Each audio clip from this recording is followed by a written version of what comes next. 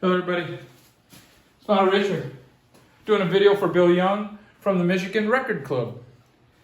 Now I have mixed feelings about this video, and it's not because I don't love Bill Young. I remember I started watching his videos a number of years back when he was recovering from cancer, and you could tell he was struggling. I don't know if it was because he was uncomfortable or if he was in discomfort. But as time went on, he got a little more, you could tell he was feeling better.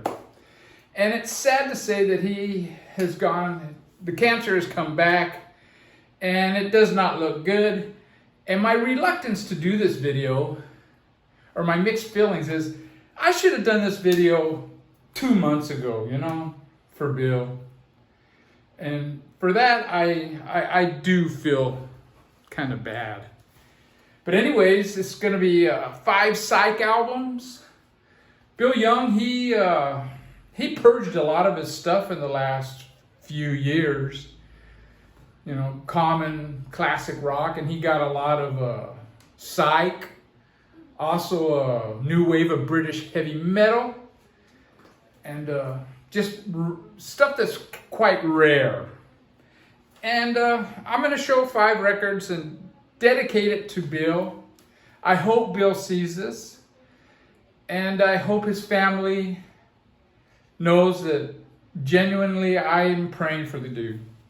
Now the first one is strictly from Hunger. I believe the band is called Hunger, and it's a Psych album that I believe was recorded in 1968.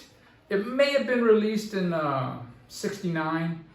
This is a band it was a covers band in Portland, Oregon. They moved to LA, and 6 months later they changed their name to Hunger, and they started doing psychedelic music. It's really groovy guitars on this, a lot of really good keyboards. A lot of these songs are keyboard driven, but yeah, this is a really good, it's heavy at times. It has rock, pop leanings at times. They're rock songs, but they have pop grooves and melodies. And I'm sure Bill knows this album. It is a fantastic album. Now, the next one I'm going to show is a banger, a heavy banger, guitar banger. And this is a Record Store Day release, and it's Dragonfly. You can see right there, Dragonfly. This is a fuzzed out guitars in the vein of Jimi Hendrix at times, even The Who at times.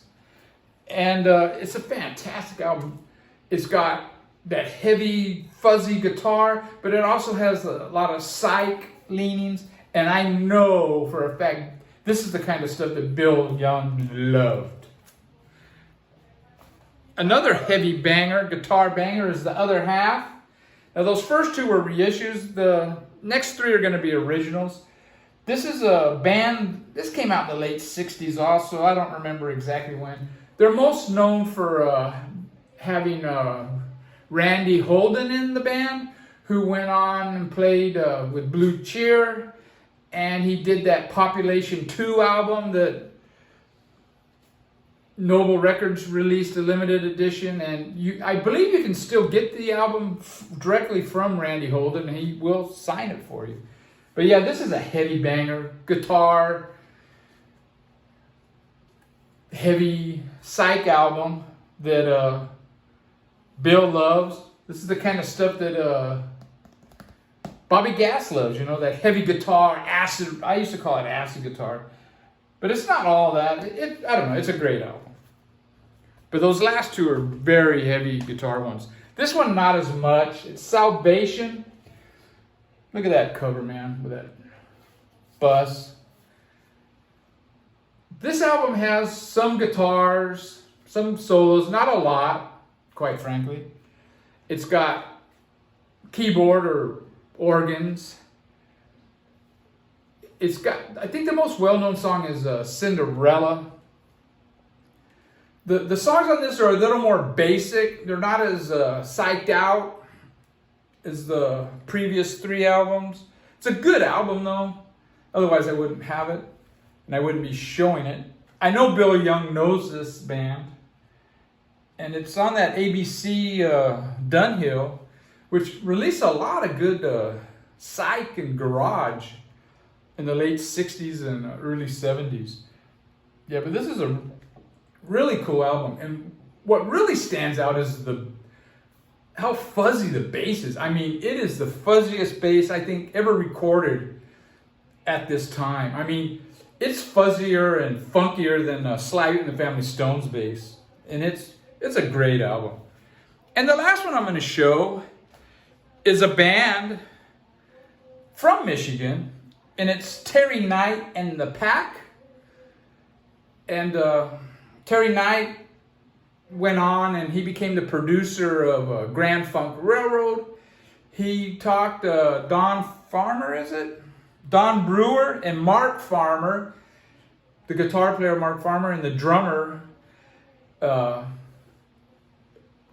what became a Grand Funk Railroad.